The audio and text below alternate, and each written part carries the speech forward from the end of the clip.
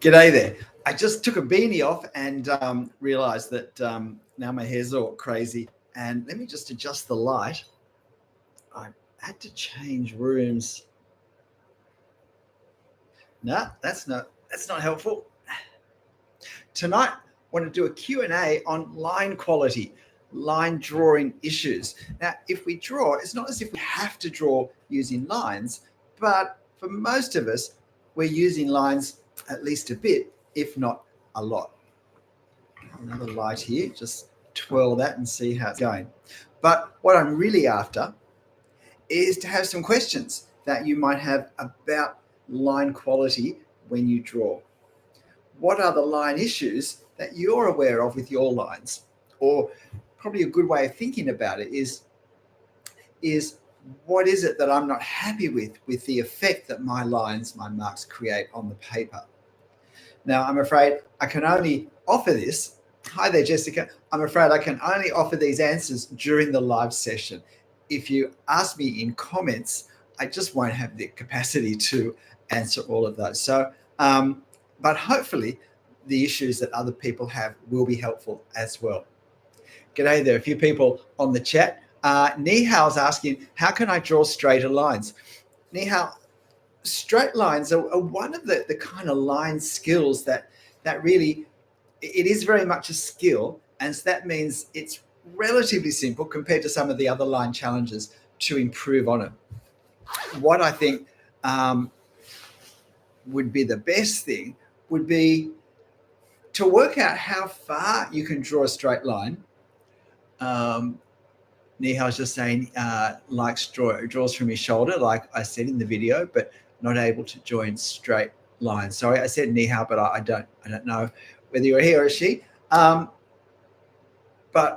yeah, I would say firstly, work out how long you can comfortably draw a line to begin with, because in a sense, you don't need to practice that length because you've already got that.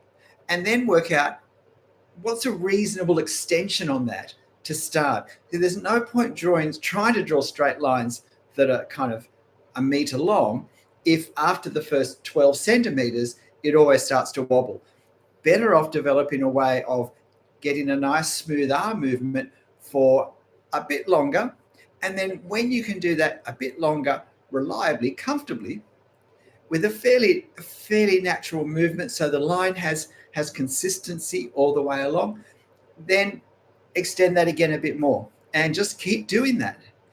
But I would always make sure when you do it that you do it in the setup. So I mean by that at the table and in the same way that you would normally do it, in the same chair, the same height as when you draw. That you don't just kind of like have a little scrap of paper or a small pad and just be doing lines on your lap while you're watching TV or something, because even if you get those looking good, which is going to be harder, it'll need a different movement. And what we want to do is to develop the correct movement for when we're in our, if you like, sitting position. So I would suggest that as well. I hope that's helpful. The other thing is with your drawings, you can make your drawings smaller so that the straight lines can be accommodated, that you don't have to draw lines straighter than what you're able to produce. The other possibility is to actually do two shorter lines together. So work out where you want the two ends of the lines to be. Maybe put a couple of dots, put a dot in the center or two dots, whatever place we can draw, and then do one line, two lines, three lines. That possibly won't look perfect, but it may well visually work better than the effort to draw a straight line that whole distance. And can I say this point's in my videos, but if you have to leave off a line for any reason at all, and sometimes just feeling that your confidence has really dropped off, that's a good time to take the pen off the paper. But when you go to start it again, don't overlap the pen on the line. That will almost certainly leave a blob. Aim to start as close to that line as possible without touching it. And if you get that right, it ends up being can be an extremely smooth join. In fact, it can be one that isn't even apparent as being a join. So I hope those tips are helpful. for you there. Hi there, Igor. Hi there, Gameplays. Jack. Great. If you haven't heard, I'm answering questions about lines and line quality tonight. I did a video during the week on the 6 problems with drawing lines, but I'm just happy to go open with any questions that particularly relate to lines in some way.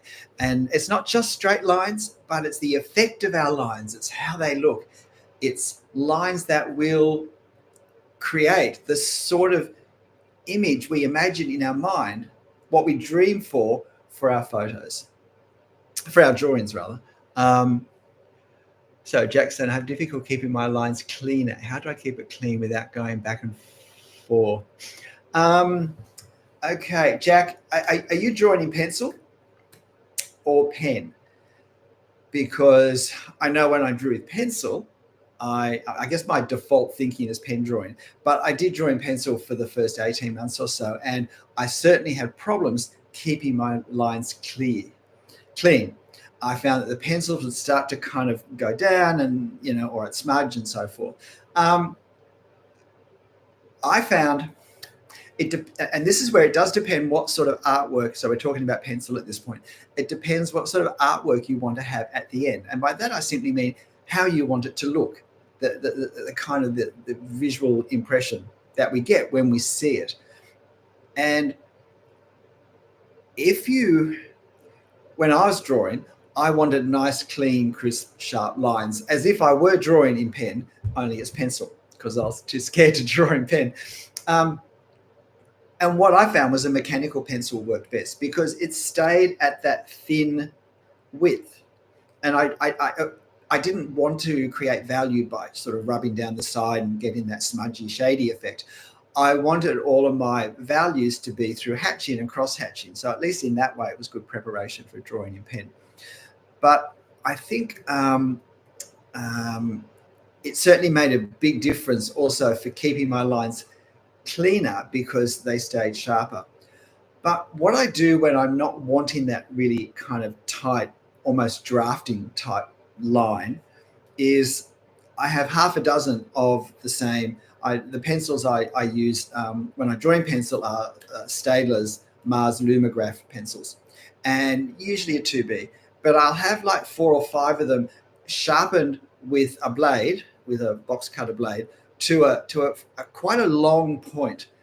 And what that means is, as soon as I'm aware that one line is one pencil point has started to wear down a bit, I can remove it and put that back in the box and just pick up the next one and keep working that until the nib becomes, not the nib, until the end, the point becomes one that I feel is making unhelpfully wide marks. Because the more graphite we kind of spread on the paper, the easier it always seemed to me for it to smudge. So I find that a helpful thing as well.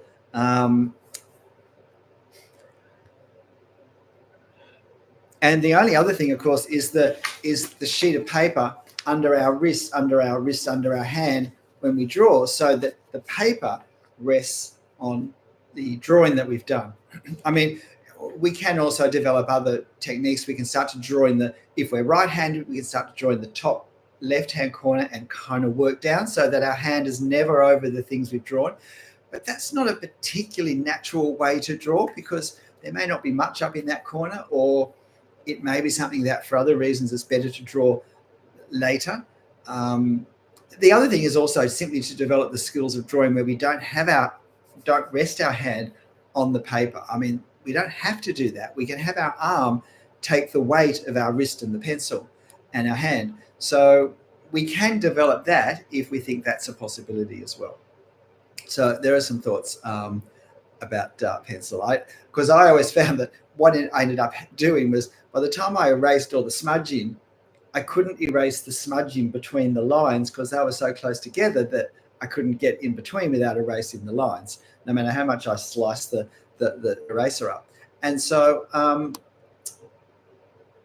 it just made it always look pretty messy, I thought. Hope those thoughts have helped. But in the end, I solved them by switching to ink. Okay, we've got Igor. Thank you. Note chefs here. What I struggle with is getting a good thin line from a fine liner. There is simply not enough friction to paper. It always makes a thick line. Um, I feel like saying, you can buy thinner pens, don't you? Look, I say that because there was a time when I was in high school and I didn't know pencils came in different grades. And somehow I managed to have an H pencil from somewhere in art. And I had no idea, because you don't until someone tells you.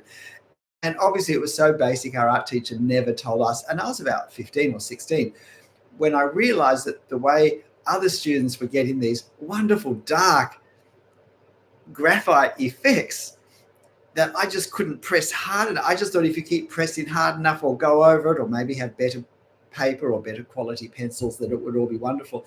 I didn't realize that I was simply using a light graded pencil and there were dark grade pencils. So, I mean, I have a number of different pens that I use when I want to create a different line width. So most commonly, I have a 1mm pen. I really only ever use that for drawing diagrams that illustrate a point, usually about perspective in my videos. But I have a 0.5 pen. I have a 0.3mm pen. That 0.3 is probably my workhorse pen. I have a 0.2mm pen and I have a 0.1mm pen. I do have a 0.05mm pen. I think I've used it maybe twice. I feel like I'm scratching a pin or a needle into the paper. It just feels so painfully sharp. So I almost never use it unless there's some element of my scene right in the distance and I want to just do a few marks to indicate that. But except for that, I find that's really way too light.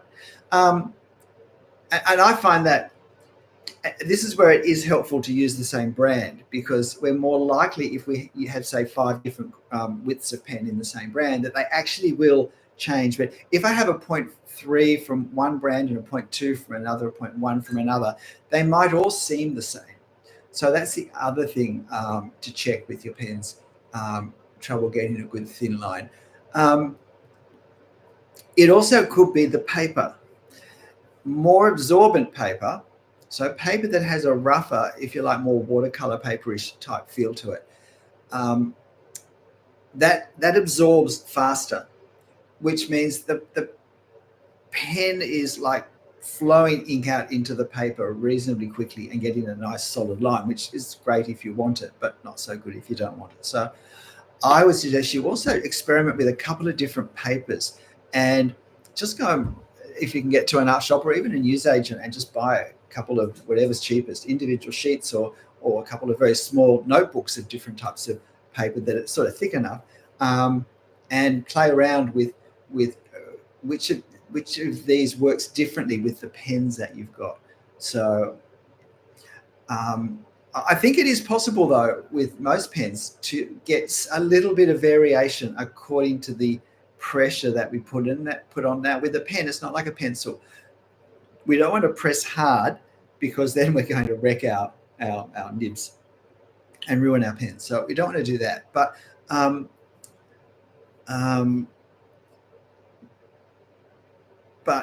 we can still change our weight slightly, I believe, when we draw.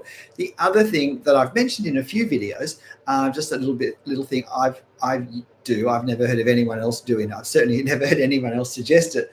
But that's that when I have pens that are starting to dry out, I start to use them deliberately when I want lines which are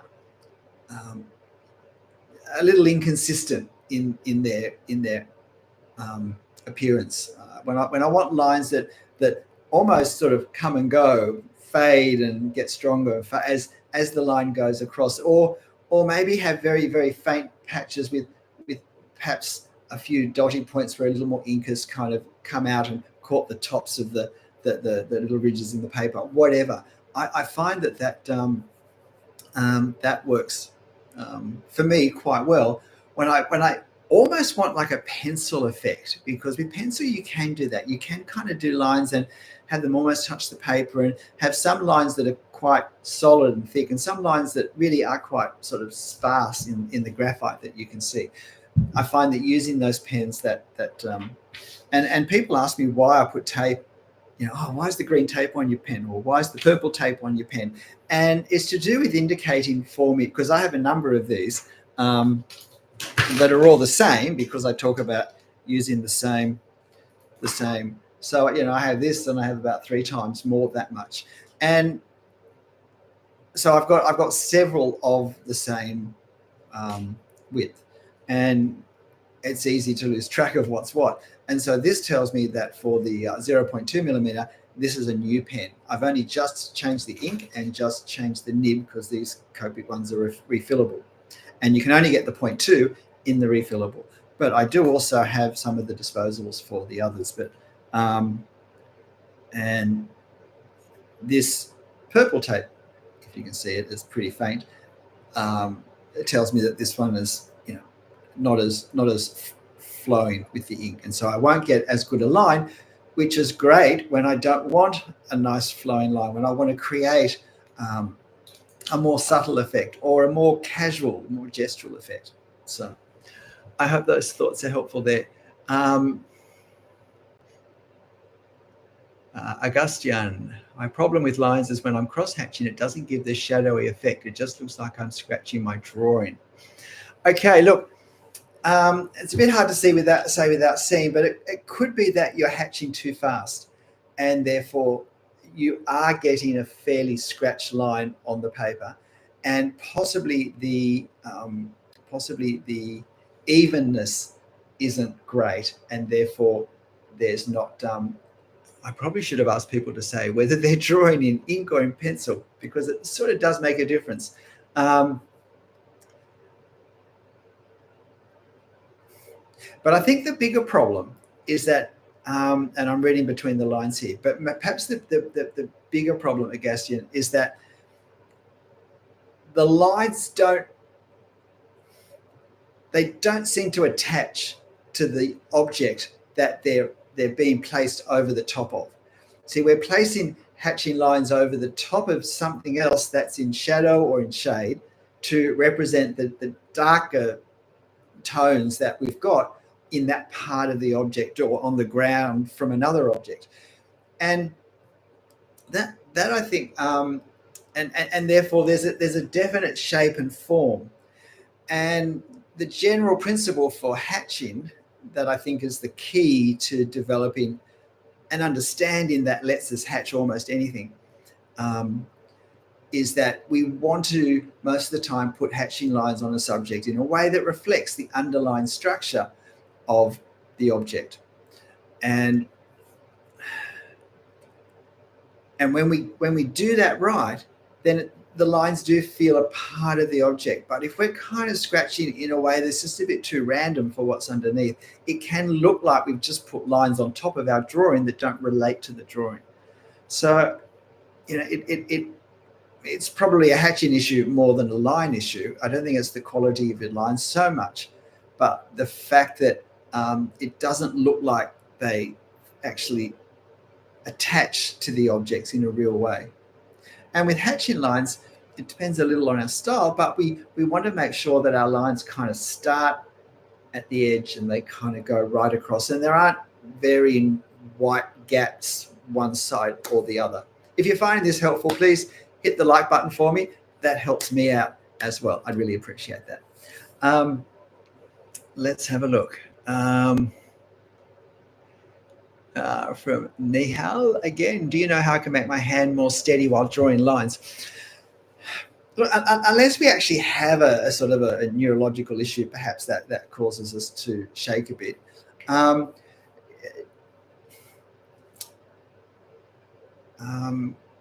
Hand unsteadiness almost invariably comes from a lack of confidence.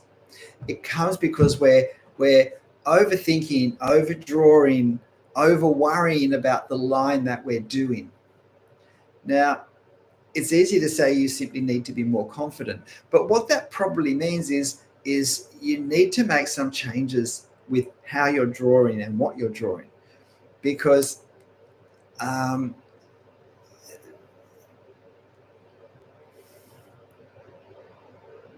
an example of how we're drawing is if, for instance, we're drawing too large.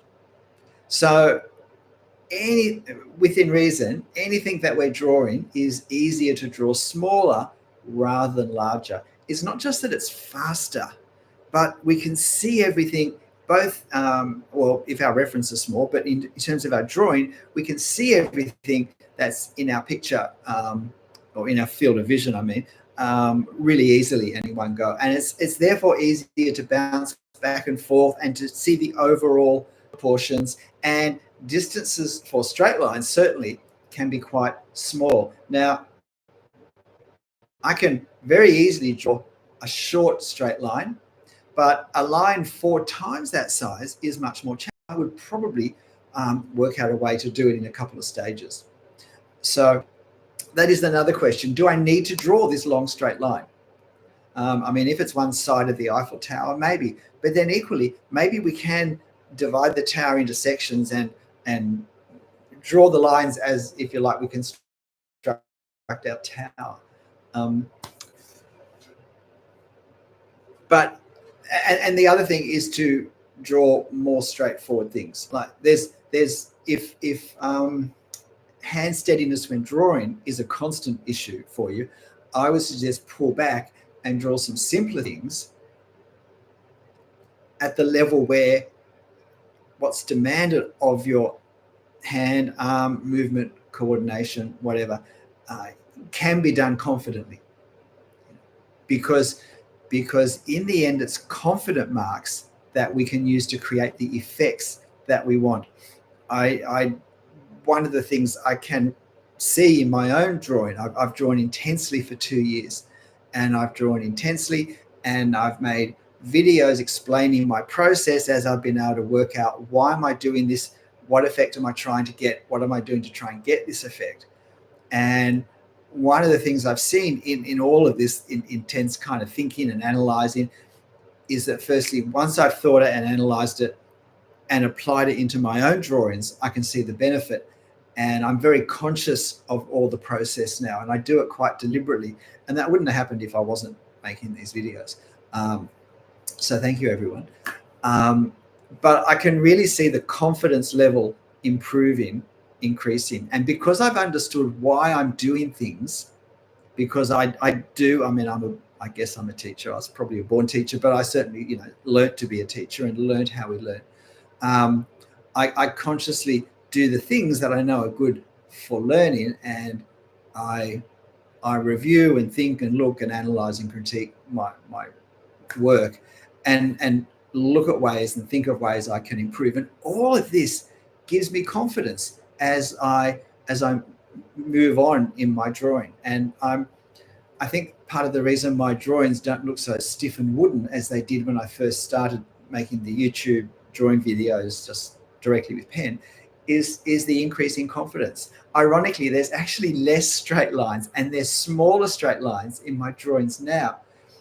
But that's not from a lack of confidence. That's because I've widened tremendously what I'm trying to do, what I'm trying to achieve in my drawing. So I think all of these things together add confidence, and confidence is huge for line quality.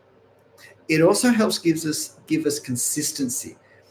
When I'm drawing, if I'm doing a little bit and I'm very focused on one thing that I'm nervous about, and then I do another part and I'm not so worried about that, and then I do another part and, oh, this is the part I think is going to wreck the drawing, and then another part that has some challenging hatching. If my kind of emotions sort of keep going here and there with different challenges in each part, that affects the marks I make. That all flows through, and that's why I think it's important to pull back to drawings we can do well, because then we can build on that, and what we can do well becomes a foundation. When we're just still drawing things that are too hard for us because we feel like we'll learn more if we do hard things, we actually learn a lot of bad habits that can become very difficult to unlearn, because if we get used to seeing things that aren't right, at some point we'll think that looks right, because for us, it's always that way. So that's how it is. And that's very unhelpful when we're drawing. Let's have a look. Hang on, gee, these questions are coming a bit quicker than I thought, or I'll have to go faster. Okay, hands more steady from the Gameplay Gaming. Hi, Stephen. Question is, whenever I hatch, I fail to make contrast and end into darker than it's really needed. Well, look, I'll say first, gee, if you're going to have a problem going too light or too dark, then probably going too light is the worst of those. So, I mean, contrast is fantastic in drawing. So don't be afraid to explore dark contrast. But if it's getting too dark, then I assume that the way you're hatching or the amount of layering you're doing over your hatching is simply not appropriate for what you're aiming for. The worst thing we can do with hatching, besides hatching with no regard for the form underneath it, is to think that there's just one way of doing that hatching, even if we are kind of adjusting it for the curve. There are lots of different ways we can hatch, depending, and by that I mean place the lines and then layer the lines over each other, depending on the darkness and the effect that we want. You see, it always comes down to what effect do I want. And with hatching, we also have to learn, I would wonder whether perhaps one of the problems you've got, Gameplays, is that you start in one part and kind of do that and in your mind kind of finish it before you move on. With hatching, what I find is best is I do a certain amount.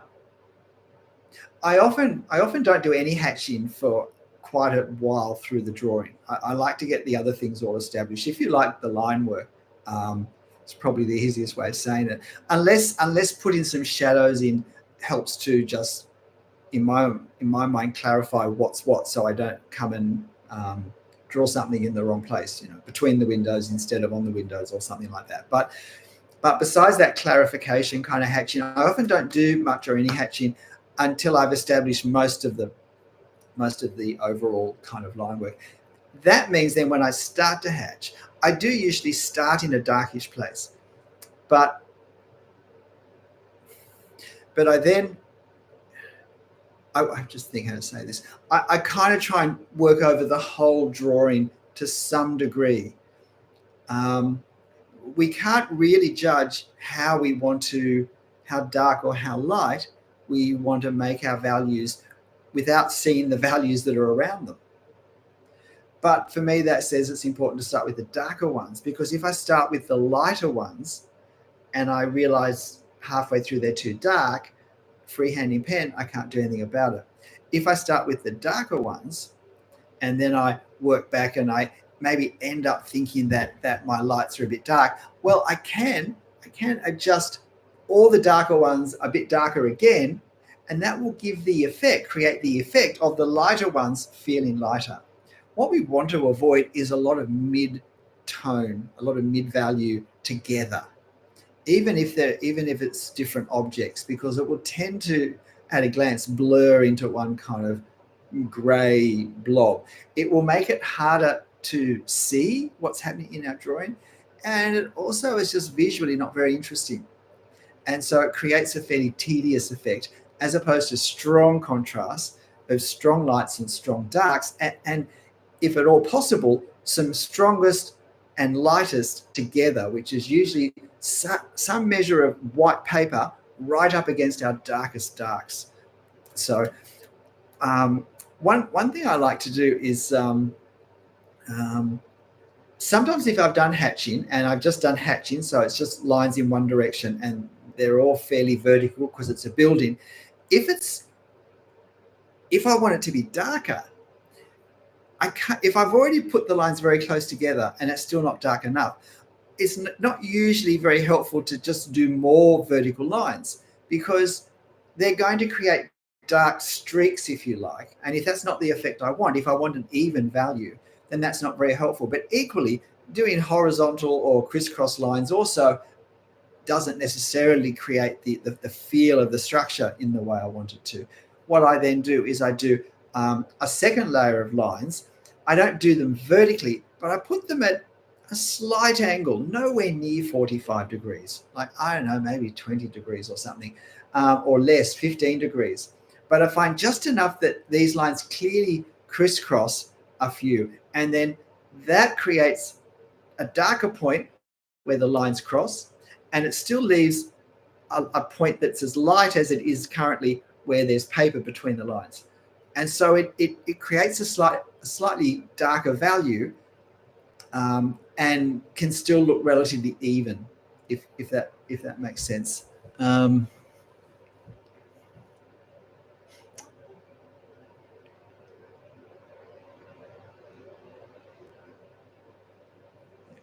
The most important thing when value is important to a drawing is that we work hard at preserving the paper.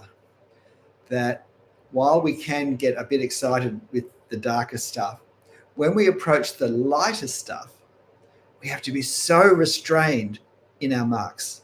And I really quite consciously am telling myself, think 3 times before you do it. Use a lighter pen than you think.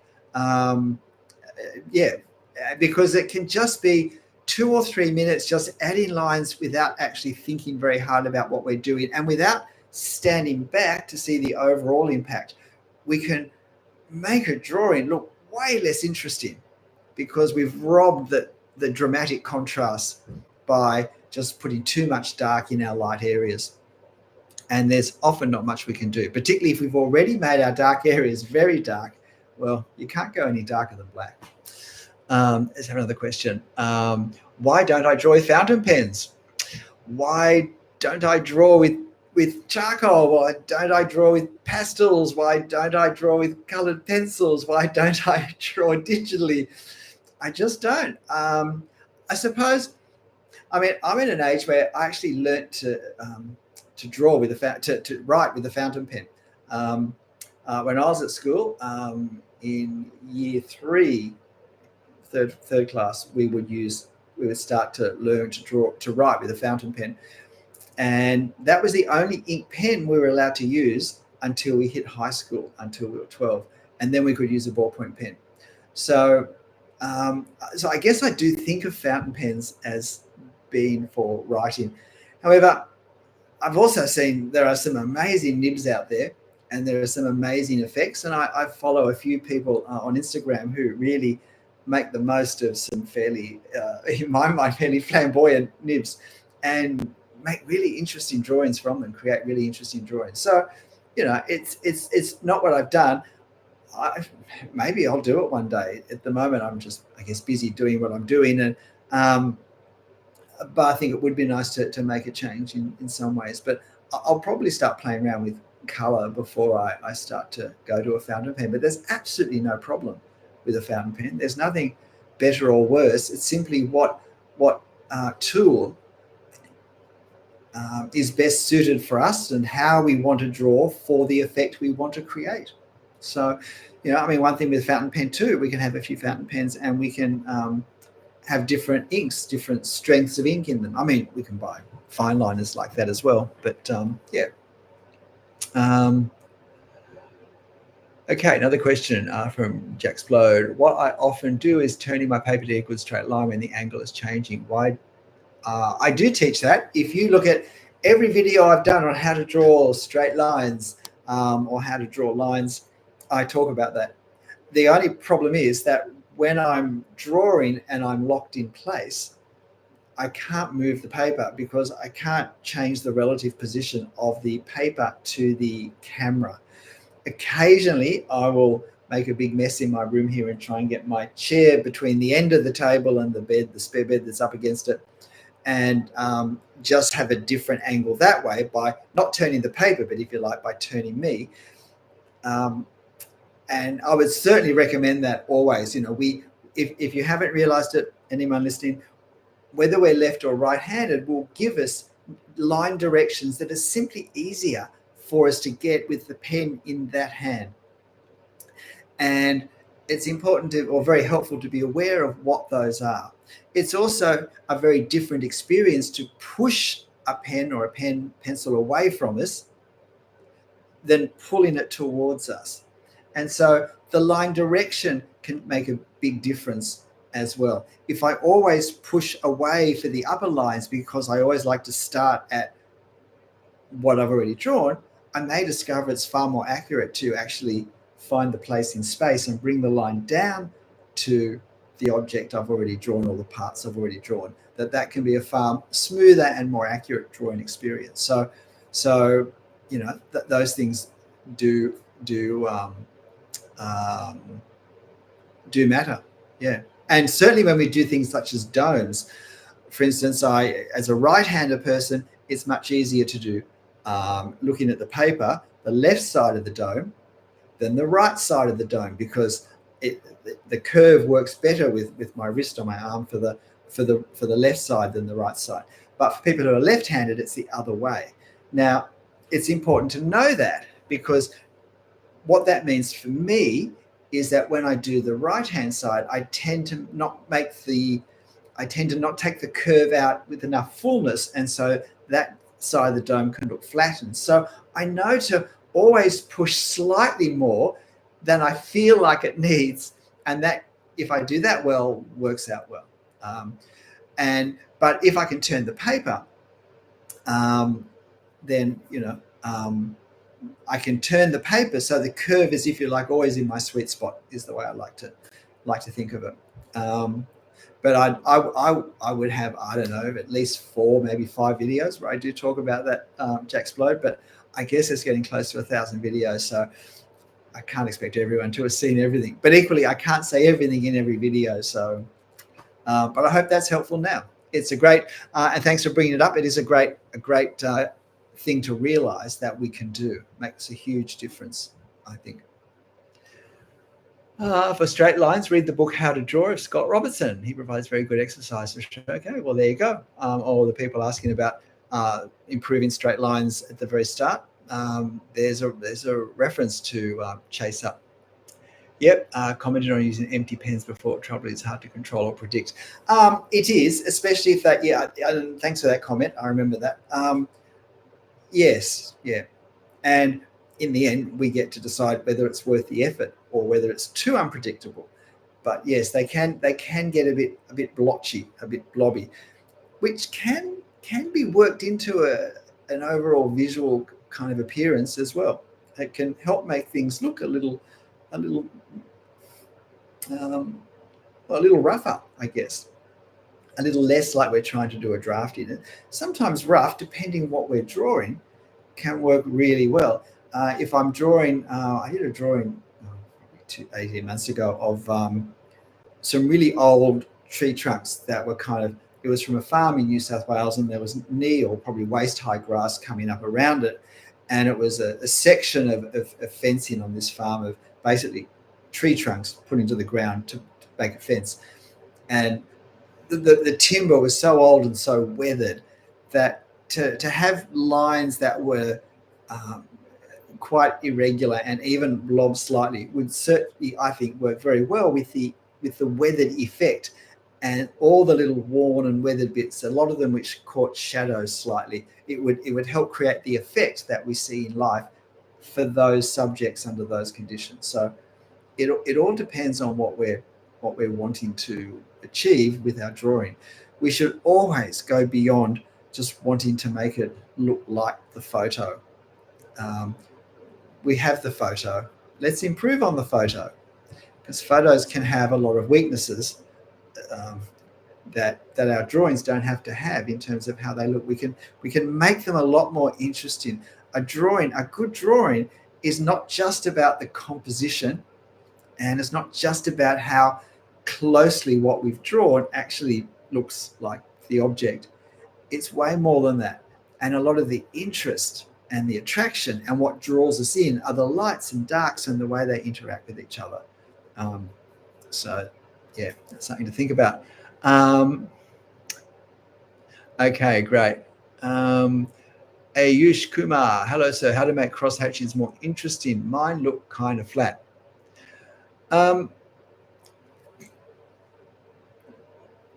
I guess probably then that you're drawing straight lines for your hatching, and straight lines can be great hatching lines for flat surfaces. But I don't know if you were here earlier when I was talking about that. My general principle for hatching is that we hatch in a way that conforms to that aligns with the underlying. I'm just looking to see if I have a drawing that's close. That's like that. I do. I thought this one was a bit close on the surface. This bird. You can see how my hatching marks follow the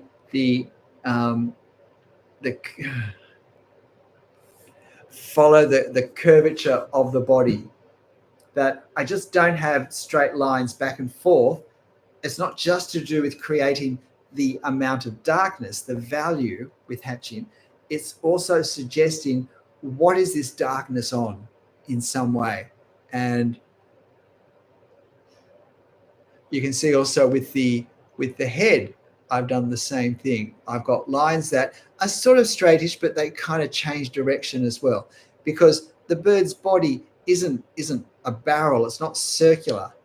It's got ribs and it's got shoulders across its back in between the two wings that give a flatter surface at the back. So you see my top lines, which are light, but I still wanted them there because that's actually black. It's an Australian magpie, so that part's black. So, and then I increased the number of lines, the strokes for the side. Now for the underneath, if you like, for the breast of the bird, that is a more rounded surface. And so I've got actually there rounder lines that come down under the breast. So it's about looking at the underlying forms and working out what's going to convey that surface molding, that three-dimensional form. So if your hatching's looking flat, I think you're probably using straight lines on surfaces that aren't flat. And that will create a very flat effect and will go towards making our drawings look more two-dimensional than probably we would want. Does that make sense? I'm in this room tonight because the light in the room, the overhead light in the room where I normally do my live sessions has gone. And so it's all dark in there, which is why I've got these terrible lights that I've just kind of rigged up. But this is actually where I do it all. My laptop's stacked on some cardboard boxes on my drawing spot. So you're actually just seeing the mess that I have behind me, which I actually cleaned up this morning, not realizing I was going to be in here. So I'm pleased I did that. Okay. Okay, from Jack Splode. My drawings often look like the parts don't harmonize or belong together. That is when I draw the base armature of a building, and then the hatching looks like something quite different. Yeah.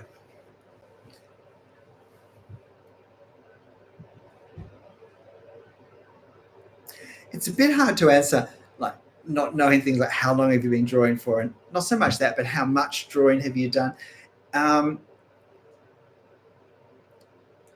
I've often been asked in the past about developing a drawing style and getting consistency across our drawing. I've had people complain to me that when they look at their drawings, they think it looks like 10 different people have each drawn a part of this, that there's no coherence overall in the sorts of marks and lines I've made, and the way they look when they're made, and the way they go together from one part of the drawing to another. And look, developing an overall consistency in our drawing is important.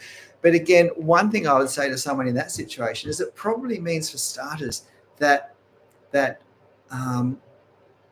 subjects that you're drawing are really too challenging. This really is a huge problem. And look, can I say, perhaps one way to appreciate why this is an issue is that if you imagine that you've just started to learn, and if you have learned an instrument, you'll be fine with this. that if you start to learn the piano, and you should be playing pieces that just have one melody and that don't use all the fingers, because that's where you're up to, and you get excited about a score that looks like there's an ant's nest running all over it, and try and draw that, what chance have you got of doing a good job? But why do we put that on ourselves in the equivalent of drawing? Because we're so, we often love the more complicated subjects, and we so much want to see ourselves be able to create something that we have in our mind. But it's really just the same as someone who should be playing simple melody lines, getting two-handed things with like notes everywhere, and thinking that somehow that by pushing ourselves into something that's so hard that somehow we'll just be able to do it, or that at some point we'll suddenly be able to do it. It's just not a good learning process. We learn bad habits if we learn anything. And so, yeah, I mean, I don't know, of course, whether that's relevant or not. But I find that when parts don't harmonize, it's because they're being drawn as a separate little piece with a different mindset and a different aim, and therefore different technique than the next little bit in the scene and the next little bit. When what we need to develop is to develop a way of thinking and drawing that we really work at establishing the whole scene at once. Now, obviously, we can't draw the whole scene at once. That would be great, but we can be progressing the whole drawing at once. We're doing something somewhere that reaches out more and more, and then at some point now we start to refine the whole overall drawing, and this is where I get the unity. This is where it doesn't become patchy, because I'm refining, as I said, the whole drawing, and this is where it's most easy to get my values right with my hatching, to go light on the values, especially the lighter half of the values. We have to go really careful with at the start, so that we don't put any marks in ink on our paper that we then regret later. So working really hard, and it only takes a minute's lack of concentration to go bloop, bloop, bloop, bloop, bloop, and we suddenly go, that was the crucial reflection or something, and nothing we can do about it at that point, except make the lights next to it darker, and then that cascades all the way down. I mean, that, as I said earlier, that does create a lighter effect in the lightest part we've drawn, but it's probably not the best option. So doing the whole thing creates a unity. The direction we draw lines makes a huge difference to how they look. And this is really important, particularly if we like to draw architecture. So when we draw architecture, especially if we draw sort of grandy buildings, what's kind of handy being in here, I have everything on tap, except I haven't found what I want, but this will do. When we have architecture and we have a lot of buildings such as this, everything's mirrored, so it's very hard for me to do, and we have lots of windows lined up that are all the same, what I find is that it makes a big difference if I make sure that for every window horizontally, I do the same line for the same part of the window the same way. So for instance, all the vertical lines I'll do down. All the horizontal lines I'll do across. Now I also would generally, in most cases when I can, go right the way along across the whole facade. And whether it's a horizontal line or whether it's a perspective angle because the side of the building is sloping away from us, and I go all the way along for the center cross piece, and then I'll do, and when there's say a pediment on top, then I'll do those three lines in the same order, and I'll draw them from the same direction down. I mean, look, I can't promise I do it 1,000%, but this is my general habit. This is certainly what I try and do. So I might do the bottom line of the pediment all the way across, and then and then I will do the left-hand side of the pediment from the top to the corner. So I put the dot where the center is going to be, and then I draw the line down. I do that, all the way along often, or I might do those two together, but then I do that on all of them in the same order, in the same line direction. And I find that means it just helps them all firstly, it helps them all to be the same, because I'm focused just on that part for as much as I have to. It certainly lines up my horizontal lines beautifully, which in architecture is usually important. But it also means that the way the ink flows, where the lines have most strength or most fluidity, or where they start to slow down, and that affects how they look, it looks the same in every window or every column or every whatever it is. So I find that a helpful thing. Okay, 7. Well, there's 18 watching now. No, there's actually 28 likes. So some of the people who've liked it haven't been able to hang around for all of it, but I hope they come back and maybe put it on in the background when they're having a cup of coffee or something. And if you have come on now and you have missed the start, then why not consider doing that? But if you haven't hit the like button, someone else has hit it since. Thank you. I really appreciate it. Can I just say that with all my videos, hitting the like button is a really easy way, if my videos have helped you, that you can help me. You may not think, oh, what's one more like, doesn't make a difference. It actually makes a huge difference, because engagement is a really important, what's the word? Not marker, but thing the algorithm pays attention to. Engagement. And so a like, even more so a comment. So even a comment that just says, this was really helpful, that says a lot for how valuable this video was to you, and therefore how valuable it might be to someone else, and therefore the algorithm will take more chance to show it to someone else, because it's already proved that people have enjoyed it, benefited from it enough to leave a comment. So, don't think that, oh, what's the point of saying, enjoyed it, helpful. Actually, from my point of view, it's hugely, hugely helpful if enough people do it. Well, if anyone does it, it's encouraging. But if enough people do it, then it actually starts to push my videos out a bit more. And I guess the more I do, the more successful things are, the more I can do, the more possibilities open up. So 35 likes now. Was it something I said? But if you can think of that for my other videos, if you watch them, and look, I'm a victim of this. I do the same thing. I'll watch a video, not usually on drawing, but on other things, and I just won't like it. Not because I didn't mean to not like it. I just didn't think of it. So it's easy to do, but I'm just bringing it up because, if you could do that, it would be great for me. Yes, Ali, it's not my workshop. It's one of our spare rooms. Now that our kids are all older and they've all gone. Well, they've gone and they come back, and they go and they come back. But we have spare rooms, which is lovely. And this is the one that I claimed because it has lots of natural light that comes in during the day. Unfortunately, it's on the south side of the house, so it gets no direct light, and which maybe is good too. But it can get a bit dark in winter when the days are shorter. But yeah.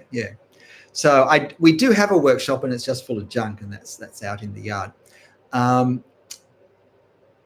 Hikari is saying, I think I'm perspective blind. No, you just probably haven't heard it explained the right way. Hikari, I've probably done almost more videos on perspective than any other topic. Oops, hang on, what did I just do? I just did something. The heater just stopped. So I'll just turn it off so that there's no problem with that. I'll come back on later. Set fire to the house while I sleep. There's a lot of paper in here. With perspective. So I have a couple of perspective playlists, and one has all of the videos, like whatever, 100. But I've got one that I've just grouped. I think it's got 12, maybe 13 videos, and it's kind of like a perspective course. But I think what would be particularly helpful is I've got a few videos that have got titles a bit like perspective in planes words, non-technical perspective, a more intuitive way to understand perspective. The problem with a lot of perspective videos is that they really follow a format that was designed for architects and for draftspeople. When you think about how does an architect want to draw a building? Well, they want to make the building look great. It's probably for a client or for potential buyers. And so we want the building to be the focus, and what's around it a lot of the time isn't so important. And so the building is basically a box on an empty plane, and that's how these perspective diagrams are. And yet in real life, that doesn't happen that much. Or maybe for one building it might, but in terms of the streets where you go around corners and up and down, and that box, all of those like 1-point perspective, 2-point perspective, 3-point perspective videos, that the trouble is they don't tell you that this presentation is really designed for architects rather than artists. And when you seek to apply this to real life, bear in mind that it doesn't work like this in this way. That when the ground goes up and down, it'll change the way it looks. When the street goes around the corner, it changes things about the vanishing points and so forth. And if it goes around the corner and up and down, all of that as well. So there are things like that. There are ways we can understand perspective without worrying about, if we don't draw from our imagination, if we draw from life or from photos, in a sense, we don't need to understand anything about perspective. We can simply draw what we see because we've got the angle in front of us. We don't need to work out where is it going to go, where would I put it, what does that mean for this, that. But I will say that I think if we understand perspective theory, it actually hugely advantages us in that it lets us see what is happening in our photo or in life in front of us far more easily and far more accurately. And what we can see more easily and more accurately, we almost certainly will draw more easily and more accurately. And so for that reason, I think it is helpful to have, if we can, the basics of perspective theory. But the most important thing is to understand that those videos that have been endlessly sort of repeated and remade by people, they don't tell us what they don't tell us. And I've had so many people, if you look up some of those videos, I get a lot of comments for all of them, for all of those types of videos, saying, I always thought I was just stupid. I just always thought I wasn't able to understand this, and other people could, but I couldn't. And that, I think, is the biggest problem, that we've taken the weakness of the videos and we've turned that into thinking that we lack the capacity to understand it. So it just hasn't been explained adequately. And we've watched something and, in a sense, we've put too much faith in it. We've trusted that, gosh, these little perspective video presentations tell me what I need to know, because they don't tell me what they haven't told me. That's the problem. And they were never designed for me as an artist. They were never designed for an artist's needs, in general terms. So that's my little rave about that. So look, if you check out some of those videos, that might be helpful. Howling Soul. No, hang on. That wasn't from you. Yep. Hikari. And maybe just try that smaller playlist that I got on perspective, which I've kind of packaged together as a bit of a perspective course. So, if you do it, you'll get an understanding of perspective in plain language, non-technical perspective. And I'll probably talk something in one of them about that. Most videos are, don't doubt yourself with perspective. And then look at, 1-point, 2-point, 3-point perspective. Look at uphill perspective, downhill perspective, and perspective goes around corners, when perspective goes up and down in the one long street, and so forth. And just bit by bit, expand our understanding of the way the basic principles apply when we don't have a little kind of artificial plane with nothing in any direction and it's all flat. So Howling Soul. Watch some of your videos about getting the angles in perspective, but I'm not seeing it. Can we walk through how to get the angle of a photo online? Look, I've as I said before, I've highlighted this in but in dozens of videos, but I've just got a few too many now. So, but basically, again, I'm just trying to find a reference photo, something that I've done. Here we go. This will do. This is a good one. Lots of strong angles. Maybe I should just keep doing the thing in here. So imagine that I've got my bit of paper that I'm drawing on next to it. Okay, and I might, let's say that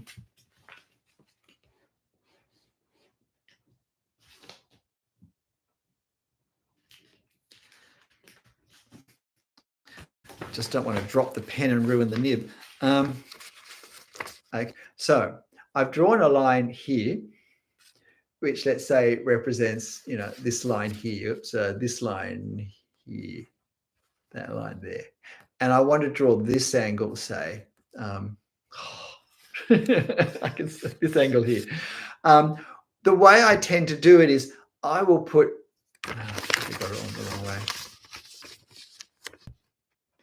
I will firstly look at the reference and think, okay, visualizing this, where do I think the line goes? What angle does it have? And I'll put a dot, which is my take. And I find mostly that's a good thing to do because well, if we're drawing from life, we can't sort of do this way.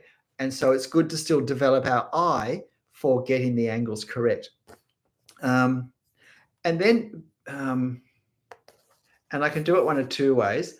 Often what I'll do is I'll do it this way, is I'll get that angle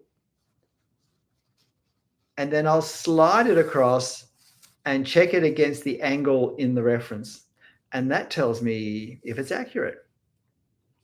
And it's as simple as that. Now, we can't do that, obviously, if we're drawing from location, but what I do then, and I have a whole video that's about 5 minutes on this, what I do then is I'm looking up at my object and I find the part where there's an angle, and it's the same thing. I've got this done and I've put a dot where I think the angle is going to be. And then I can bring it up, but what I usually do is I actually put it up and I shut one eye and I hold it so that, and I move the pen and adjust the angle so that this line now is on the angle that I'm drawing. And then I just bring it straight down and put it on the paper. So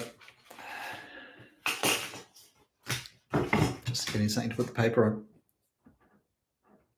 So I look up, I get the angle, and I bring it straight down and put it on the paper like that. And look, it sounds so bodgy, but it is remarkably accurate. It is such a surprisingly accurate way of checking the angle. Well, I find it surprisingly accurate, and I see other people doing it, so I can't be the only person. So it's certainly worth doing and checking. But in the end, I don't automatically trust it, but I use it to help guide me. It depends how confident I am. But the first thing I do is I check my dot and to see, did I get it right? Again, because I want to know how my ability to simply see it and work it out is progressing. And if I make a mistake, I will tend to make a mistake the same way for the same reasons, even if I don't know them every time.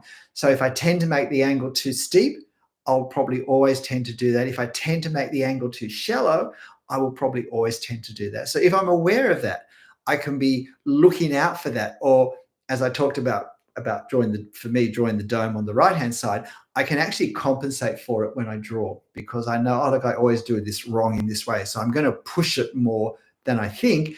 And I know that will probably be a better job than doing just what I think at the time.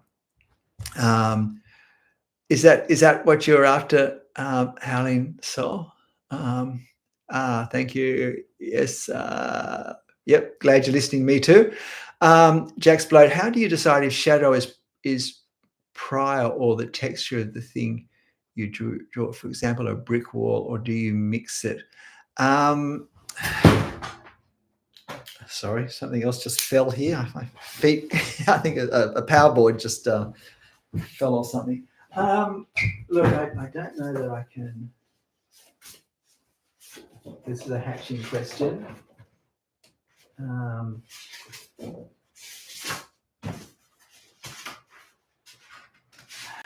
Just grabbing a couple of different hatched things, and maybe this will help.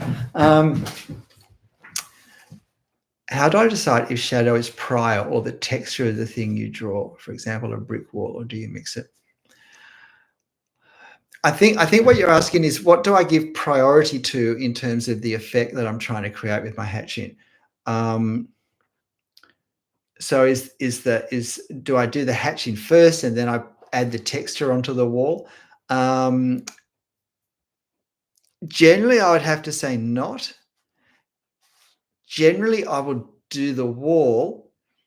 And I think when you say add the texture, I don't actually like that phrase. And I don't like it because I think for many people it means the same as put my brick pattern on the wall. That when they think of a texture, it's like, yeah, I have a way of representing that type of surface, whether it's brick or whether it's leaves or whether it's gravel or whether it's grass, and I just put it over all of that. And that usually ends up making it look very flat and cartoon-like, and it certainly doesn't seem to add any sense of realism to what we've drawn. So I'm not saying you do that, Jack's Bloat, but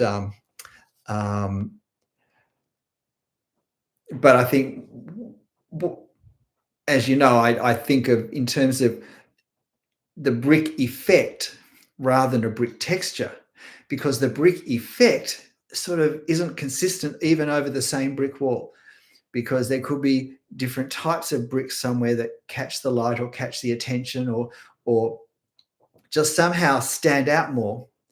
And also, when we have something such as brickwork, most of the time when we look at a brick building, we don't see the bricks first. We see the wall, and then as we look more into the wall, we start to see the bricks. But if and we want to capture that effect in our drawing, and this is, I keep talking about effects because we're not really drawing the thing, we're drawing the effect of the thing in the scene, in the context that it's in, with whatever light, whatever depth, whatever layering of things, and whatever scale. We're trying to capture all of these things with the marks we put on our paper to create it. It's so much more. It's always so much more than drawing the object. And I think when we start, we have this sense of a good drawing copies the object accurately. Well, that you might manage that, but it may not look very real, and it may not look very interesting. But things have certain visual effects. We see things different ways. And when we see a brick wall, we normally see the wall before we see the bricks. But I've seen so many drawings where every brick is drawn, or the brick texture, if you like, that's been applied over the whole thing is so overly comprehensive that all you see are bricks. You can't tell what it is. I mean, like, you can guess it's a wall, but you don't see the wall first, which is the effect that we have in life. And so I don't like to, does this make sense? Is this making sense to people? Yeah,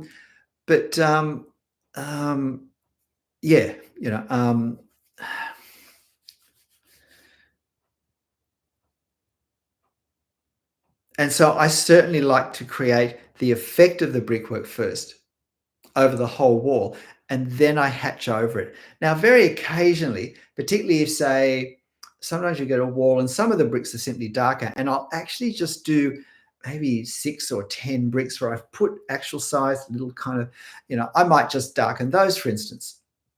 But generally, I I don't I don't understand. Sorry, I just got distracted by a comment. Sorry about that. It's gone. Whenever I was saying it's gone, that just occupational hazard doing this. Um, let's see, pop by. Sorry if my thumbnail wasn't clear. Okay, so we'll go down to the next question. Howlin Soul, how did I get into art? Also, is your current drawing style what you've always wanted it to be like? Oh, look, oh gosh, I should go and get a cup of coffee before I answer this. I don't know that look, I spent most of my life not doing art, is the truth. I from my earliest age, I felt that I was being told I was artistic, and that was a crushing burden for me because I always thought, oh, I have to, people expect me to be good. I'm not good. And it was a real conflict inside this little boy drawing, little boy things. And yet I wanted to as well. And on a good day, I thought I could do better than a lot of people did. And there are all sorts of reasons for that. And I don't actually believe that there's such a thing as artistic talent, but I think we don't all start in the same place for various reasons. Yeah, and I've done some recent videos on that, so I won't start going down that rabbit hole yet. And I did art in high school, and mostly just didn't do any because I just felt mine was never going to look any good, and I did education did school at an age when assessment wasn't a thing at all. It was just your exams, and if you did well in the exam, then you did well. And even in art, there was a 3-hour, when I finished school, the final was a 3-hour painting exam and a 3-hour theory exam. And there was a major work as well. But generally, I didn't do much in class at all because I couldn't stand the pressure of people looking at what I was doing. And, yeah, so I mostly thought about art. And I did a little bit when I left home, just a couple of oil paintings of trees and stuff, which is what really interested me. But it was always such an ordeal that, yeah, I did. So basically, then I had 3 decades of not doing anything. Well, not doing anything about art. I mean, I was married, and I had a family, and I had a house to pay off, and all of those middle years things. But I could have done some things if I'd been in a better headspace. And I was actually 50 when I finally thought I have to do something. And in all honesty, that what made me do something was my eldest daughter won a scholarship with her seniors, like a school final artwork, to a great, Sydney's first art school, art college down at the Rocks in the historic part of Sydney. And I was insanely jealous. And I was so jealous. I was so thrilled for her. I was so pleased for her. But I realized part of me so wished it was me, and that I just ached that I didn't have this chance. And it made me realize, Stephen, what are you going on about? You're 50. Like you're in control of your life. If you want to do something, do it. But don't carry on like this. Just do a little bit if that's all you can do. And so I did do an introduction to drawing course, just like a certificate course at a local community college for a year. And so that was about, I don't know, probably about 26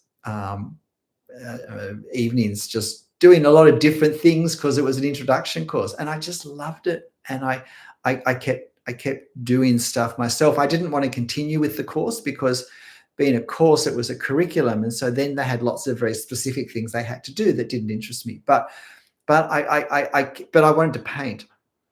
And so I painted in oils for 10 years. And I love trees. I'd been dreaming of painting trees for 10 years. And so I painted lots of trees. I painted lots of big trees. Yeah, and the ones that I didn't sell still decorate our walls, or the floor in this case. So, and I didn't draw at all until I went to Europe in 2018 and did was walking past Notre Dame with my youngest and said, do you want to let the others go on and we'll sit and draw Notre Dame as the sun sets behind us? And she said, yeah. And that actually changed my life. We came home, she posted it to my Instagram account, and I went from like having 20 or 30 likes to a painting that I posted. Suddenly it was, I was getting hundreds of likes, which blew my socks off. If you go back to my Instagram account and go to the very beginning, you'll see all my paintings. But yeah, and that really encouraged me to keep going in a way. But I actually, the drawing turned out, so I wanted to keep going. And when I got back to Australia, I drew from my photos and then all in pencil. And yeah, the Instagram took off and began to hijack my life. I had some painting exhibitions I'd lined up, so I had to finish those. But yeah, anyway, for different reasons, I stayed just doing the drawing, thinking that was going to be a temporary thing. But it's then YouTube started, and I am a trained teacher, so trained high school teacher, and I only taught for 3 years because I had some voice issues after that I wasn't going to be able to get around. But these videos have made me realize that I'm as much a teacher as I'm an artist. So they're quite a sweet spot too. It's also been beneficial because, I mean, I haven't done an art course, but when I learned to teach for English history for high schools, I learned how we learn, because teachers have to understand the learning process to be able to engage with the students in the most helpful way. And basically that's helped me work out my own process, help me understand what I'm doing and how and why. And then it helps me, I think, organize that in a helpful way. So so the drawing's actually been quite recent, and I've only been drawing freehand in ink for maybe just over 2 years, probably not even 2.5 years. So it is fairly recent, but I am amazed. I often talk in my videos about, when you start, resist the temptation to do too much, as in go too wide. So we start to draw in pencil and we're playing around with that, and then we discover pens, and then we discover fountain pens maybe, and then we find there's charcoal and pastels and color and watercolor and this and that, all different sort of papers, and we want to do everything all at once because it connects. Every bit of it connects with me in some way, and I see different exciting styles and I want to try them all. Soft, delicate, pastely styles and black and white, dramatic thunderbolt styles, and I want to do them all. The problem is, if we do a little bit of a lot of different things, then we don't go deep in any of them. And we don't learn the skills that you only learn when you go deep. Have you ever noticed that someone who becomes a master at one instrument, they then pick up another instrument that maybe it was the piano, and then they pick up the violin. Now, there's not a great deal of overlap there with the skills, but I guarantee you they will learn that violin far, far faster and faster than someone who picks up the violin on the same day, but they've never played anything, because they've learned all these skills about learning a musical instrument and going deep in it. And those depth skills, the skills of perseverance, of really working hard, of having correct expectations, of being able to assess what you do, the deep skills, they can apply those very readily to a different instrument. And I think when I began drawing, I was amazed at how often I was consciously thinking of things I discovered in my painting. In fact, the way I draw trees, the hatching, the way I draw trees, that's my, if you like, imitating the thinking, the understanding, and the approach I worked out, because I was self-taught with the oils too, the approach I worked out for capturing the light on the Australian eucalyptus tree canopies. And it came directly from my understanding of painting. And so, yes, never going deep teaches us a lot of skills, and there's often sort of overlap, but it was the going deep that's the foundation that stayed with me, and then if I want to do watercolor, I want to do charcoal, I will be further along, having gone deep in freehand ink, than someone who starts charcoal on the same day. So, yeah. So look, and of course the whole social media thing's been crazy, and my kids can't believe it. Sometimes their friends were coming to me for advice, asking how they could improve their social media, their Instagram account, because they were running a business and were hoping to kind of get more contacts through Instagram and stuff, and so it's been fun and crazy as well. Okay, that's enough about me. Okay, Sathaya, I'm more interested to draw the picture, but don't know how to start. I would suggest that you start with something. Firstly, find a subject that you like, because if the start of drawing anything is good observation of the subject. And if we already understand the subject because we've just loved looking at it, then it's going to be easier to see the things we need to see to be able to draw it well. It's not really any harder to draw one thing than another in lots of ways, but we have a head start if we've spent our life looking at horses because we love them. Then when we go to draw a horse again, we're that much further ahead than someone who's just starting to draw a horse who really hasn't cared about them, because they're not going to see what we see. So for that reason, start with subjects you love, which is why I draw architecture, because I've loved architecture. I'm not an architect. I've never studied architecture. People ask me for advice of what courses to do, but I love architecture, and I love the way things look, and I love something about buildings and blah, blah, blah. And I love trees, and which working well with architecture. So again, I spent my life looking at trees, just loving the way the light goes through the canopies when it's low in the sky, and just the different visual effects that the shadows and the darknesses and the lights create, and the way the leaves hang and all of that. I've spent 30 years sitting in bumper to bumper traffic on the motorway, one of the motorways to get to work, for an hour twice a day, just looking at this in the trees, the gum trees that would line the motorway, and thinking, how would I paint that? Well, when I actually started to paint it or draw it, I was so much further ahead. And so draw something you've already been looking at, and you've already enjoyed, Sathaya, if I said that right, because it will be easier. And then secondly, though, the danger, though, is that because you love it so much, you want to draw something really exciting and impressive. And so let's say I draw architecture. Well, it's best not to start with the Hotel de Ville or the Musée du Louvre facade, the Pavilion Richelieu. I mean, not a good place to start. Start with a cottage. Start with a simple Yorkshire stone cottage. And when I can do that well, go on to a slightly grander cottage and so forth. Or maybe I choose a very small, simple Greek temple.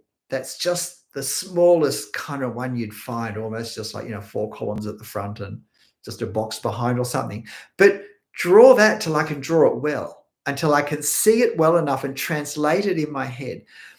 Because I think of drawing as translation work. We see the reference, and now that's something different. That's ink on paper, photographically produced. Now I've got to turn that into marks that I make with this on a sheet of paper to create a certain effect. Now, how I do that, this is ink on paper, but I'm trying to draw 200-year-old weathered sandstone. So how do I create that effect using this? Well, it's creative translation using this, coupled with experience of knowing how these sort of marks look by experimenting and practicing, that produces this. Can I just interrupt this to say, if you're finding this discussion helpful, please hit the like button. And if you've come in late, then consider watching the hour and 20 minutes that you've missed, later, having a cup of coffee or doing some weeding in the garden and having this in the background, or whatever, while you're doing some ironing, whatever you do that's a bit, tedious for a lengthy period, let me talk to you while you do it. But please, if you could hit the like button, it really does make a difference. And in any of my videos, if you found them helpful, please just say thank you as a comment. It really helps with the engagement then with the algorithm. It really encourages trust by YouTube in my content to risk showing it to someone else, to risk suggesting it to someone else. So it's a way you can really help me if you find my things helpful. But yeah, so it's translating what we see or what's in the photo, and it's still two-dimensional, but I want to create a three-dimensional look that goes beyond what we see in the photo, because photographic process has a very flattening effect and really makes it hard often to see depth. So I want to put that back into my drawing, because I want to have all the strengths of the photo, but also the strengths that a drawing can give and not have the weaknesses of the photo. So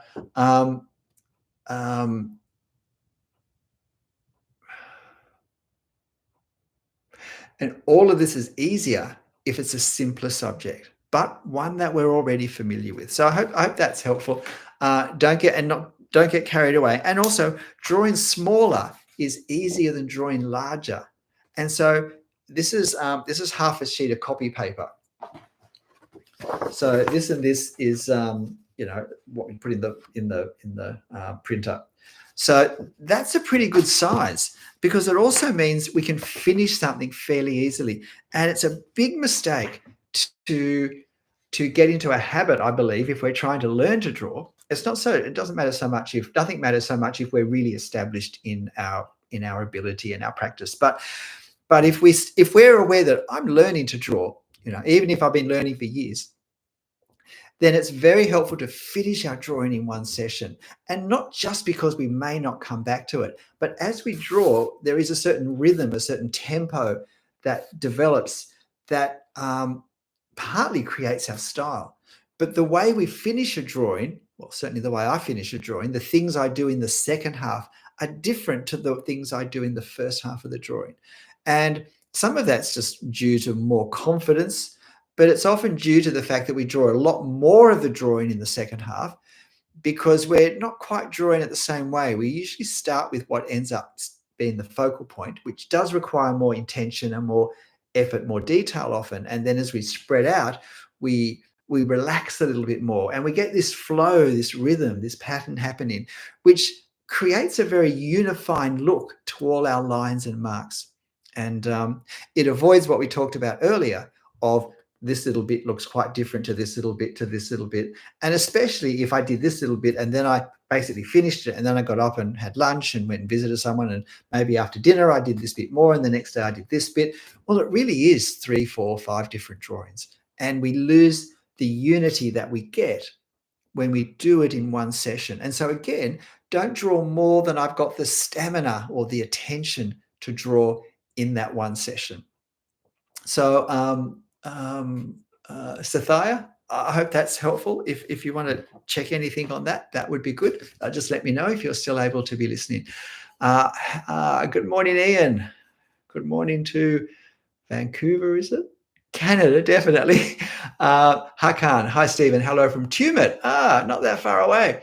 I appreciate all your drawing lessons. Thank you. That's kind of you to say. I do appreciate that. As I said, I'm as much a teacher as I'm an artist,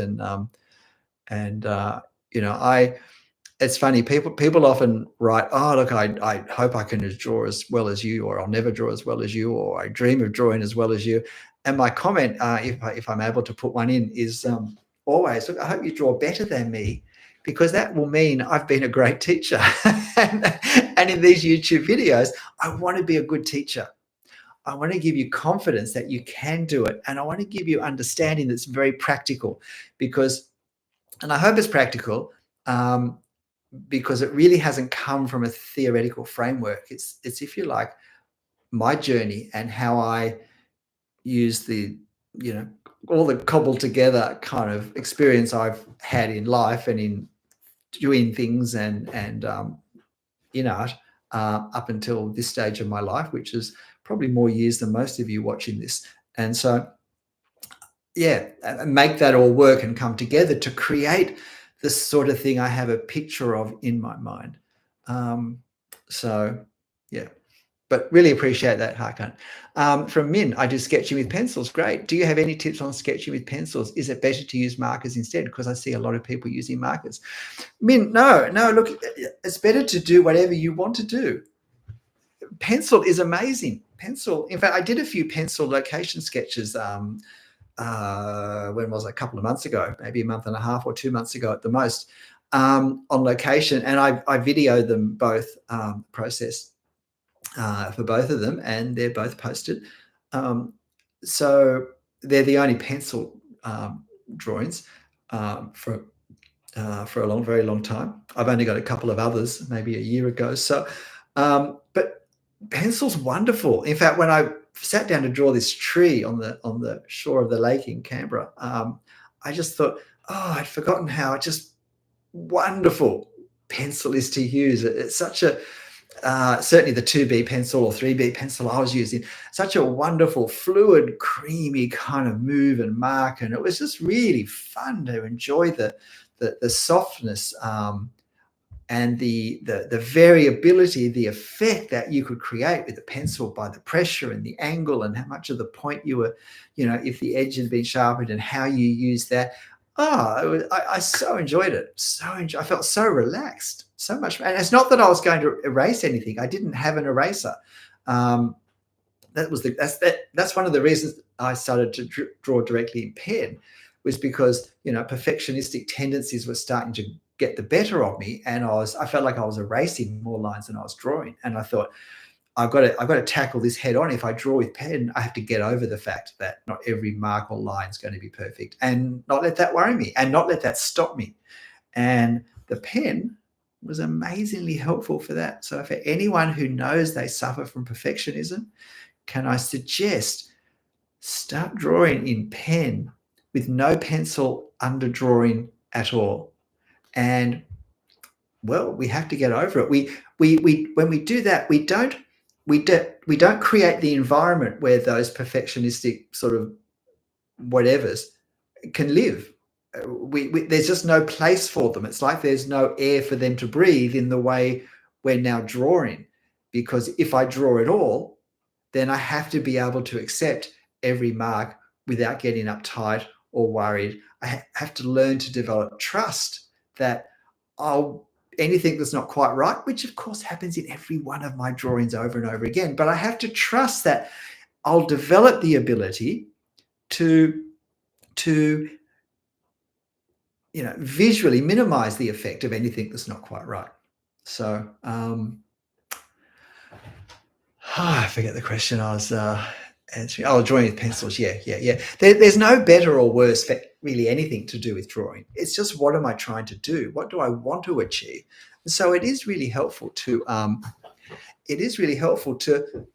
try and be conscious of that. And that's why I think if our goal is to copy the photo, that's not going to lead us or guide us, I think, to a place that's anywhere near the potential, the creative potential we each have in us. We are born creative. It doesn't have to come out in drawing. It can come out in a million different ways. But we all have creativity in us, and I think that if we want to express it in drawing, then to think that my goal is to somehow do an accurate copy of the photo is so robbing us of the opportunity to go so much further, and to at the very least see the photo as something we'll improve upon, but even to see it as a springboard and go way beyond what's in the photo. So so use whichever you want, Min. And I as I said, I'd done quite a lot of pencil, and a couple of years or maybe 18 months of drawing in pencil, and I was starting to see on my Instagram feed more and more ink drawings. And we talked earlier about smudging, when trying to get clean lines, which I assume was about pencil. And I love and I really struggle with that. And I love the cleanness of the ink lines and the ink effects that were happening. And and I wanted to give that a go. And I also, at that point, that was just before COVID, and we had a trip booked for Europe in 2020. And I wanted to be able to sit and do much more street sketching, like to really go over there to do street sketching, as opposed to be a tourist and see people. And um, and I thought freehand ink sketching was a wonderful way to go. And so I wanted to develop the skill to do that while I was still in Australia. And there aren't that many things around me for location sketching that were kind of in the groove I was wanting to draw. And so I drew from photos that I've taken over the years. Um, and again, I thought, well, if I draw it freehand, then that's going to be good practice for when I see it in front of me, as opposed to see it there. Um, but it really comes down to what do you want? What do you want to do, Min? How do you want your drawings to look? And we can't answer all these questions until we start. But I think we need to, and especially at the early stage, it is good to, and Instagram was great for me for this, because I probably wouldn't have seen all these drawings otherwise, but to see what other people were doing, and very quickly to find other artists whose works inspired me, which didn't necessarily mean I was wanting my drawings to look as though they'd drawn them, but um, would in some way open my eyes to the possibilities of what a pen can do. And that encouraged me to go further in my own thinking of what possibilities I would like to do, and also what effects I would like to capture. So, for instance, I love the Australian bush. I love the trees. And part of that is I love the lights and the shadows and the effects that they create. That the rich textures of the tangled denseness of the Australian bush, which can be very challenging to draw. Period, but particularly with a fine line pen, and particularly with those really tangled undergrowth areas, and when they're in dark shadow and so forth. Someone was asking earlier about hatching over like complex surface subjects, and have a look at my drawings in the Australian bush, and there's probably a fairly good example there of what I'm doing. Sorry about that. I just realized I scratched my nose while I'm yeah.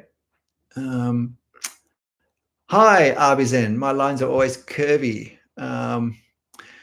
Yeah. That's not a problem unless you want them to be straight, which I kind of guess you are. But look, I've got a few videos on drawing straight lines. I've got maybe 4 or 5 on drawing straight lines, and there's a lot of overlap in them. But if you search in the little search bar for YouTube, you'll find them. And yeah, I think that should help. But quite possibly, I mean, start to limit your lines, the lines you draw in one go, to the distance that you can. This is where we started this video, to the distance that you can do comfortably. And if you can draw a straight line this far, then don't keep trying to draw them this far, because you're just going to get good at drawing lines that have problems in the second half and start to get discouraged. But when you can start to draw a straight line this far, then you can draw them that far. And when and then you can extend, because, and I'm sure most of the time it's not actual sort of arm control, but it's the confidence to keep going and not to kind of start to lose your nerve, thinking, oh, I'm going to make a mistake any minute. And then we do. And we all know that feeling, but we don't all get over it. We don't all manage to push through it in a productive way. And that's what I'm hoping can happen. CC, hi, Stephen. Hi, CC. Hang on.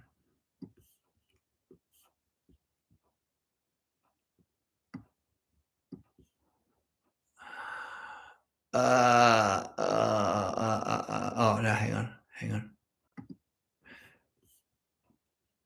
Sorry, I just hit something that brought something up over the chat, and then I and I didn't realize what I'd done for a start. How do I approach night scenes, especially cityscapes? My line work ends up looking chaotic. Any tips on cleaner looking shadows? Look, again, CC, are you talking about pencil work or ink work? I do have a night scene that's sort of waiting for me to have a little more time to do my video drawing than I have at the moment. But it's like a track at night in the bush, and there's just a light on a corner, but it's dark. Look, the challenge with hatching, with anything dark, is when we're drawing it with a line, there's a lot of lines to do. And yeah, when I use marker, which is what I'm more likely to do for a scene that's darker overall, and I mean, look, the thing about night scene, it's really no different to doing a day scene where there's a light source. It's just that instead of it being mostly light and lighter values with a few maybe very dark ones, it's very dark with more very dark values and a few lighter and very light ones. It's all about the manipulation of the values. We have to stop thinking in terms of nighttime, daytime, because that brings all sorts of unhelpful, unnecessary ideas, preconceptions, and that somehow this is different. It's no different. It's just that the lights and darks are arranged differently on the page.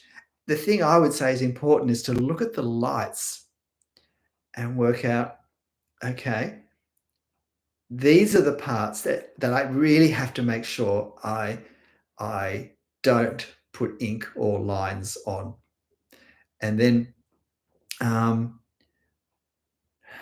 in the other challenge is then in the not the darkest values, but just the generally darker values, that we still create enough variation or distinction or sort of halos that we can distinguish what's what. The problem's not so much in the very lightest parts where there's bright light and maybe we leave the paper showing through completely, and the very darkest bits, which are basically colored black.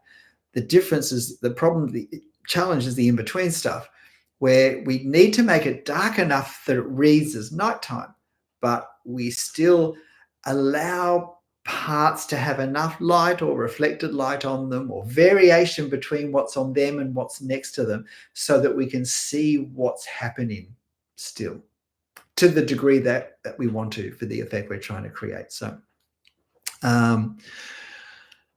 okay. Vincent, hi, sir. I'm an architecture student who struggles in perspective. Do I have any tips for you? Oh, look.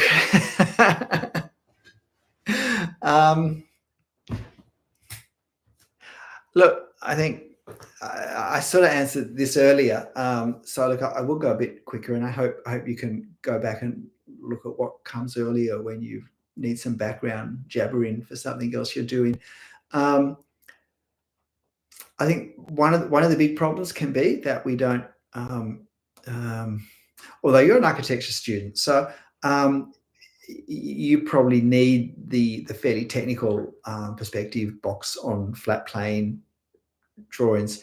I was saying that the problem with most of those videos for artists is that they don't really address the needs of artists, and the most significant thing is they don't tell us how they don't apply so directly in so many circumstances. Basically, every circumstance is not exactly the same as in these little theoretical, conceptualized, box on a flat plane diagrams with the vanishing point very close on each side. So it's all very easy to see and do.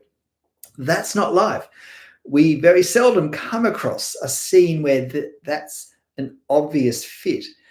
And we end up thinking, I don't understand it, when the problem is the video hasn't explained, well, I would say its shortcomings, but it hasn't made clear that this only looks this way under very tight, limited circumstances that you're probably not going to be looking at if you're an artist drawing on location.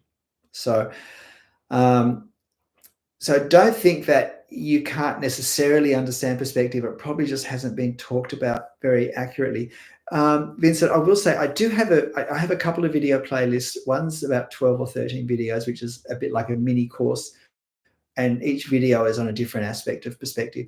But I also have a number of videos that are sort of like perspective in layman's terms, perspective in non-technical language, or a different way to think about perspective, a less technical and more intuitive way to understand perspective. And even if you end up having to understand it technically as an architect, this may help you get your head around. I mean, perspective is simply the way something looks from a particular point of view. And of course, we use the word perspective metaphorically exactly for that.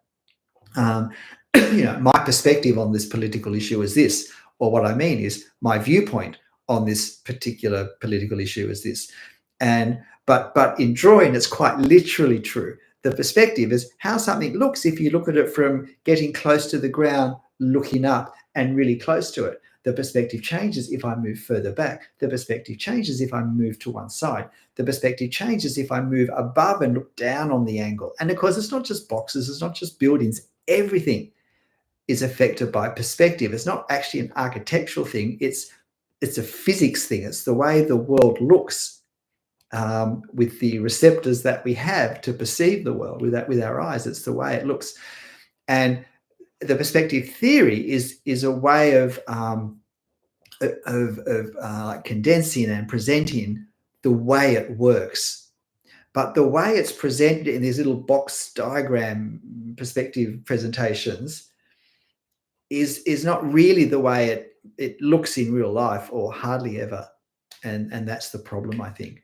We look at those, we think we've been given everything that there is to be given to understand it, and then it doesn't make sense when we look at a street. We think we're the problem, whereas the video is the problem. So look, check out my playlists on perspective, Vincent, and just grab the ones that you think speak to the struggles you have that are strongest, and see if they don't help you. And as I asked before, if you've come in and you're finding this helpful, please don't just listen to the rest of it another time, but please hit the like button for me, and don't underestimate the value you give me simply by typing in "love the video" or "this was very helpful, thank you." Engagement is a powerful thing for the algorithm to make a decision about, will people want to see this? Because so few people relatively engage with a comment that if a video that took me 6 hours to make, you can spend 10 seconds typing "thank you" at the end as a comment, that is more than just a thank you. That's actually a benefit to me. So please, if you can take that on board, that'd be great. Next question. Hi there, Marvin. Question: what is my preferred hand grip, and what's the hand grip you recommend for beginners? Look, I don't really think I can buy into that, because when I was at school, there was a right and a wrong way to do everything. And there was a right way to hold your pens. And if we didn't do it the right way, then we had a ruler that was kind of wrapped across our knuckles after a certain grace period. Well, of course, there's none of that now. Everything's fine. However anyone wants to do anything is fine. And that means if they can hold the pen in a way that gets a mark on the paper that's readable, that's okay. And look, in the end, if we can achieve what we want with how we're doing something, then that is okay. But at least when it comes to marks with pens. But I feel like the way we were taught was the right way, is a way that gives us a lot of flexibility with how we use our pen, and freedom in circles and whatnot. So I know I have my pen like this. It's not dissimilar to the way I was taught to hold chopsticks, but it's my long finger that really is the one that does the fine tuning. And this is my longest finger, and it's in the center of my hand, so it's nicely balanced. And it's the one that I kind of, this one here, that I kind of use the pressure with. But I steady. I rest it on my thumb. I steady it with my index finger, but I really provide the kind of the movement and the pressure mostly with my index, with my tall finger, middle finger. I don't know what you call it, the finger. Yeah, and then support. So yeah, so it's these three, and these two, ring finger and little finger, they just tuck in underneath and stay out of the way. basically. They're very well behaved. They know not to do anything. G'day, Smither. Lani, oh, thank you. Thank you. As the teacher in me always smiles inside when people say that their drawing is improving, because that's what teaching is about. It's about people being able to improve from the input that you give. So I'm always very thrilled to read that. So I appreciate that, Lee. From Tommy, hi, Stephen. Thanks for everything. My pleasure. Just curious if you only had one fountain pen for the rest of it. I've never used a fountain pen for drawing. We were talking about this earlier. I have nothing against fountain pens, but I learned to write after the pencil in primary school with a fountain pen, because I wasn't allowed to use a biro until high school. And so I just think of fountain pens as things you write words with. That said, I follow some, I think, amazing artists on Instagram who draw with pens with the most incredibly looking nibs, and they create the most amazing effects. So, but I can't give any personal experience except to say, if it excites you, give it a go. So, yeah, so I can't answer the fountain pen question. Rian, greetings back from Australia to the Philippines. Gian, hi, Stephen. I've been drawing since childhood. Wonderful, but not that consistent anymore. Yes, well, we know that feeling. I'm 38 now and decided to draw again. Your videos are very helpful and I've done a good job. Excellent, fantastic. And don't leave it too long till the second try, though. But can I say, Gian, don't try and produce artworks. It's a very unhelpful mindset when we start. Have the mindset of, I'm learning to draw, because that sets me up to start to, rather than produce an artwork, to actually engage in a good learning strategy and experience. Because when we start to draw, we're learning a skill. And there's lots of overlap with how we learn any skill, with how we learn drawing. I mean, there's some specific things for different things, but generally it's the same for any skill. And we learn to learn in certain ways. So yeah, don't be thinking, at the end of my drawing session, I need to have an artwork, because then we start to fixate on an end product that probably is both not achievable, and we actually don't know enough to know that it's not a helpful goal to have, that there's actually far better goals to have in how our drawing is going to look at the end than what we can imagine at the start. And it's easier to work through all of these things with simpler subjects, because there's a lot of lessons that we learn in the one drawing session, almost regardless of what we draw and how long it is. So the shorter the session, which usually means the simpler and the smaller the drawing, the faster we start to learn these skills, and we start to learn these things that we learn through experience, and then we can build on what we've learned before far more quickly. A half hour, this is why I began this 10-15 minute daily drawing exercise series. That's, I think I've got 80 videos now, because 15 minutes 4 or 5 times a week will give much better learning value than a 2 to 3 hour drawing once a week. We will learn far more from the far more frequent and smaller drawings that we get to finish completely in one go. So, but hey, it's great. Welcome aboard, Gian, and wish you all the best with it. Drew the interior of St. Peter's Basilica. Oh, I've just said about not starting too hard. The interior of St. Peter's Basilica. Well, you're certainly brave. Yes, no, there isn't capacity on YouTube to show things, but all the best. Yeah, interiors are tricky. They really are. So yeah. Right. I'm not sure what you mean by Conley. Me too. Oh, okay. Ignore that. Grumble. Okay. Smither, perfectionism is what drove me to pen sketching, so I'm glad to have had a teacher. And perfectionism is one of the big reasons that I jumped from pencil to pen as well. Wasn't the only one, but it was certainly one of them. So that's great. I hope it's been the same benefit for you as it has been for me. I'm far more able to both expect and embrace things that aren't quite right, and to see them as part of the journey for any particular drawing that what I start with, I use, and that's all part of the excitement.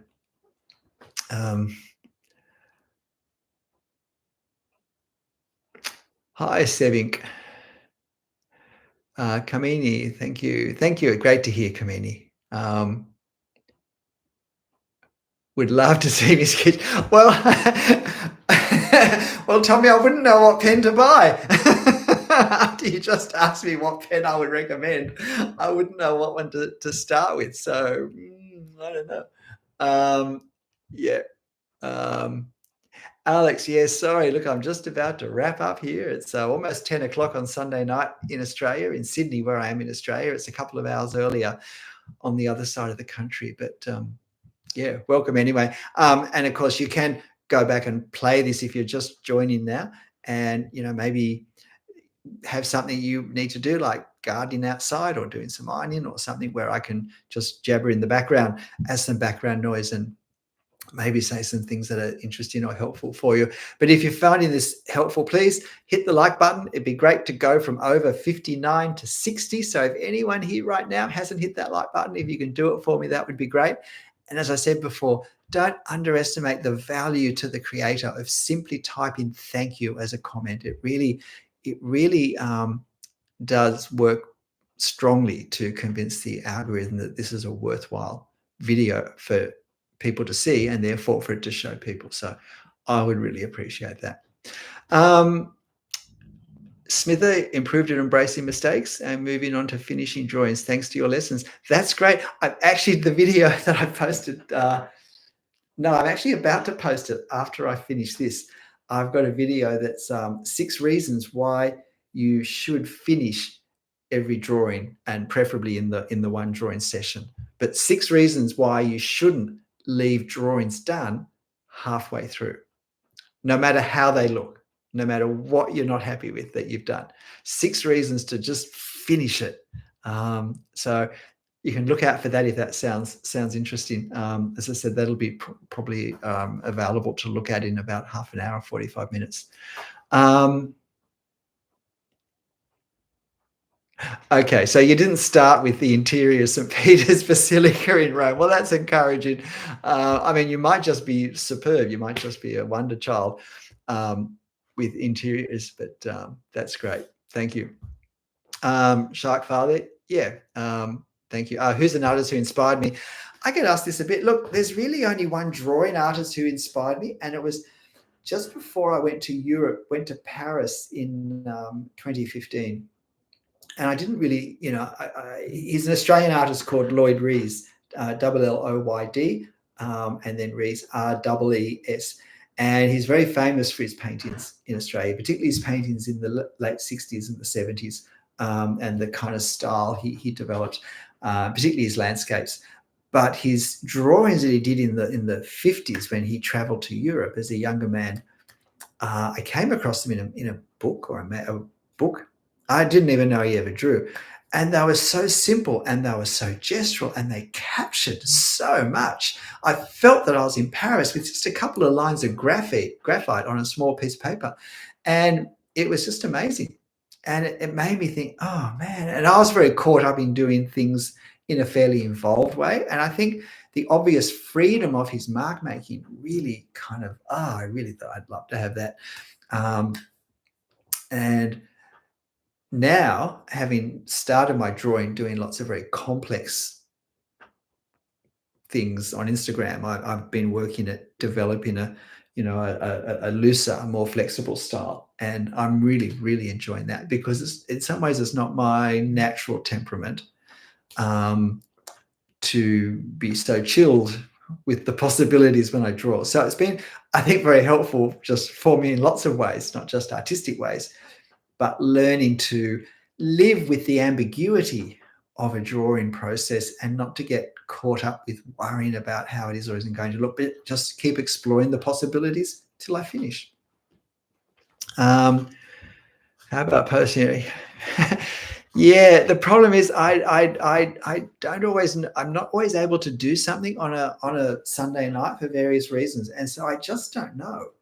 And I'm not a young man, and sometimes I do need to crash earlier than a live session will let me. The only other thing I've been doing is I've done a couple of times later in the week doing a live session that starts in the morning, and so about 8 a.m. my time. I think that's better for the Americas, or at least some of the Americas. I feel like this time is better for Europe because it's more kind of probably mid-morning in much of Europe now. I don't know where you're watching from. And if you're in Asia, well, it's about the same time as it is here, Asia or India, or a little bit earlier. So that kind of works well as well. But this isn't, as far as I know, a great time for the Americas. But that's where most of my YouTube viewers are. So need to think about that. But that's the problem. I don't want to be saying I'm going to be live streaming and then I don't, and I also don't want to feel the pressure that I have to because I said I would, and then it's really just not going to work for me for different reasons. So that's my problem. With that, I felt I'm pretty good giving an hour and a half notice. And it's also got to working with the household too, as well. But anyway, thank you for that. Look, guys, might draw this to a close. Please, if you haven't hit the like button, please do that. I'd love you to leave a comment on this video, even if you're watching it not live. But so just that comments are so helpful. Would really appreciate that. So thanks for joining. Appreciate everyone who asked a question. That's the whole idea of a Q&A live stream. You get the chance to ask me, and I get the chance to say. And I really appreciate all those who have stayed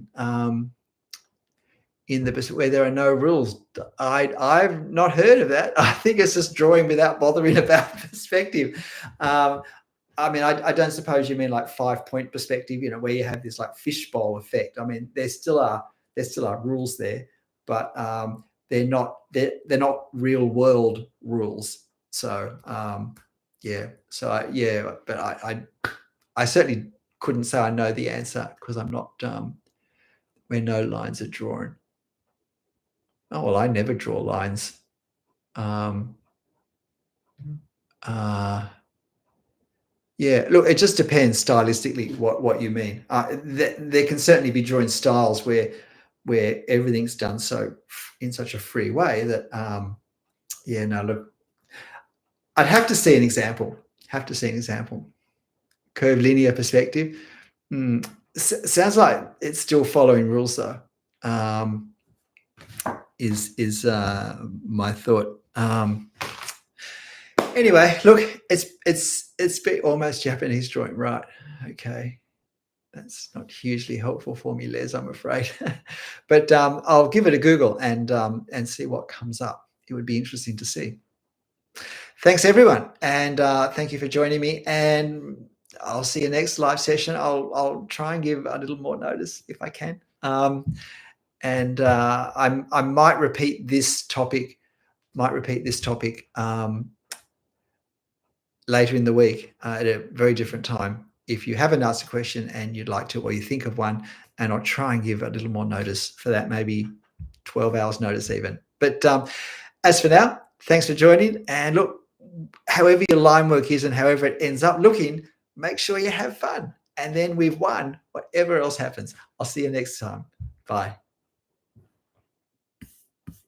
Just trying to work out what I have to do.